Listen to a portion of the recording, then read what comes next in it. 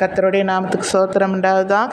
எரேமியா புத்தகத்திலே 32ஆம் அதிகாரத்திலே 18 சொல்லப்பட்டு இருக்கிறது, பிதாக்களுடைய அக்கிரமத்தை பிள்ளைகள் மடியில் சரி கட்டுகிறவர் என்று சொல்லப்பட்டு இருக்கிறது. எனக்கு அன்பானவர்களை, பெற்றோர்கள் செய்கிற பாவம் பிள்ளைகளுக்கு சேருமா? கண்டிப்பாக சிலது சேரும். ஏனென்றால் அதாவது ரொம்ப பயங்கரமான பாவங்கள் அது பிள்ளைகளுக்கு சேரும். எப்படி தெரியும்னா, மோசஸ் அண்ணன் ஒரு குடும்பத்தில் இப்போ ஜெபிக்க போனாங்களாம். அவங்க கூப்பிடும் போது அப்போ இவர் போனால் அந்த 4 பிள்ளைகளோ 3 பிள்ளைகளோ அந்த வீட்டில் மூளை வளர்ச்சி இல்லாமல் பிறந்து தான்.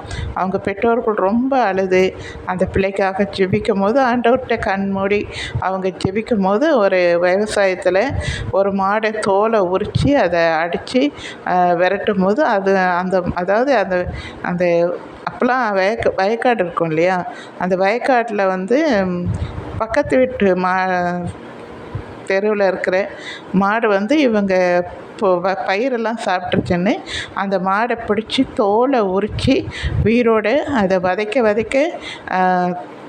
அது வீட்டுக்கு அடித்து அனுப்பிச்சிருக்காங்க. அது அவங்க வீட்டில் இறந்துருச்சான். கொஞ்சம் யோசித்து பாருங்களேன், வாயில்லாத ஜீவன் அது தோலை உரிக்கும் போது எவ்வளோ வலிச்சிருக்கோம் இல்லையா? இதெல்லாம் எவ்வளோ கொடூரமான பாவங்கள் இல்லையா? இது மாதிரி செய்தால் அப்போ அது சாபம் தானே வரும். எத்தனையோ பேர் இப்போ நிறைய பேர் வாயில்லாத மிருகத்தை ரொம்ப சித்திரவதை பண்ணி சாகடிக்கிறாங்க. அதை நீங்கள் செய்யாதீங்க.